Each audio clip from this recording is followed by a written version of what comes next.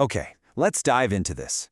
Welcome, focused learners, to today's Explainer, where we're looking at a fascinating way to tackle, honestly, one of the most persistent challenges of our modern lives: digital distraction.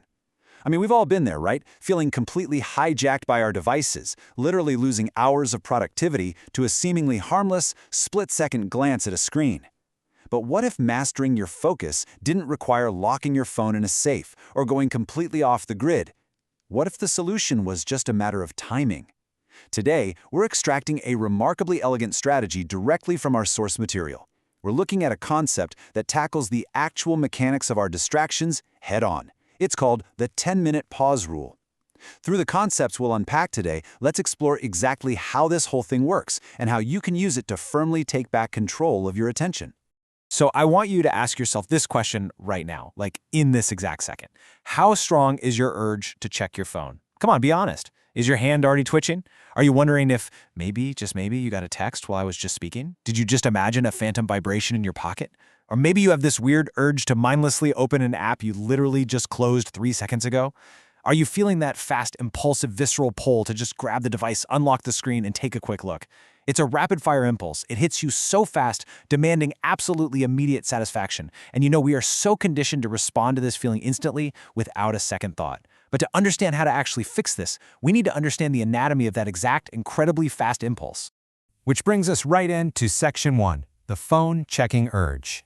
Now let's take a magnifying glass and hold it right over that split-second impulse, because before we can introduce the rule that changes the game, we really have to look closely at the problem itself. And the operative word here is sudden.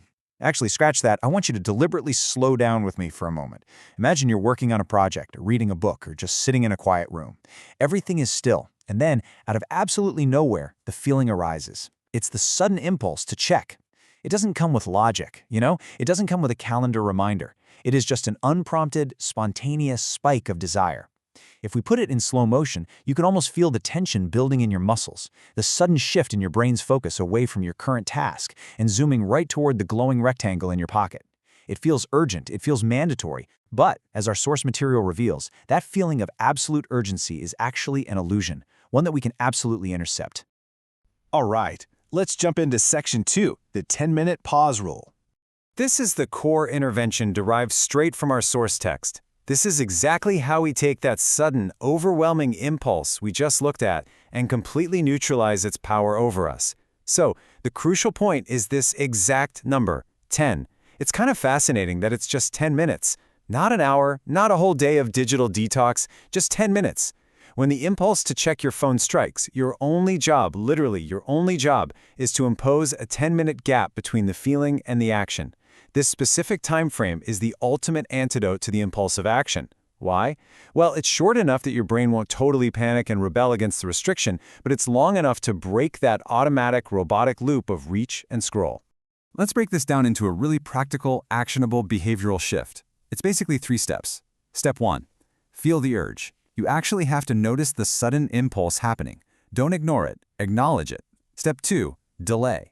Now this is where the 10 minutes come in. You tell yourself, hey, I can absolutely check my phone, but I'm going to wait exactly 10 minutes before I do.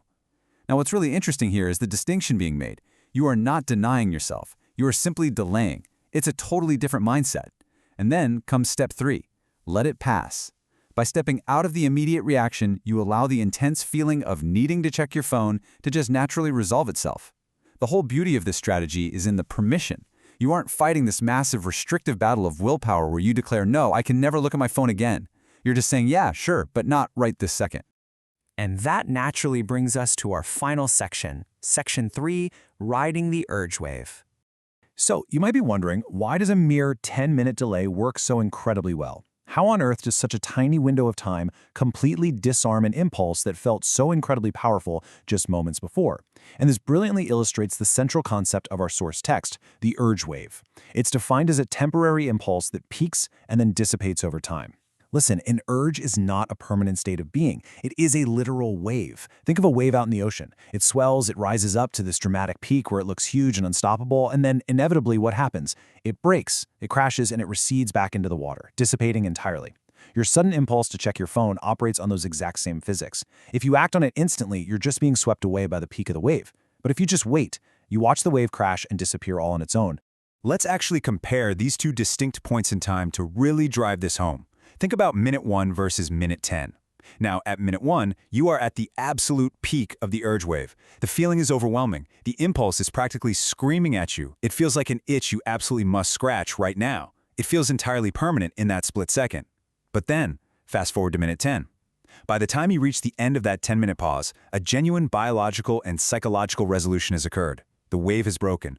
That intense, urgent necessity to check the screen, it's past.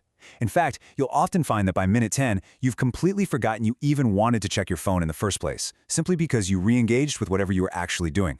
And this brings us right to the core takeaway of our explainer today, straight from the text. Delaying the urge to check your phone to let the urge wave pass. This single, elegant strategy is exactly how you get your time back. It perfectly summarizes everything we've looked at today. It recognizes the urge, utilizes the delay, and entirely relies on the natural dissipation of the wave. You really don't need to fight your digital distractions with immense, exhausting willpower. You just don't. You just need to outweight them. You just need to let the wave pass. So I want to leave you with a bit of a challenge, a provocation really, to take this whole concept out of the theoretical and into your immediate reality. Can you wait 10 minutes right now? As soon as this explainer ends and the screen goes black, let's be real, you are highly likely going to feel the sudden impulse to check your notifications, open a new tab, or reach into your pocket.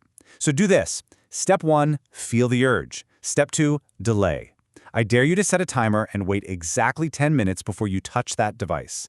Ride the wave, watch it pass, and see just how much power you truly have over your own attention. Catch you next time.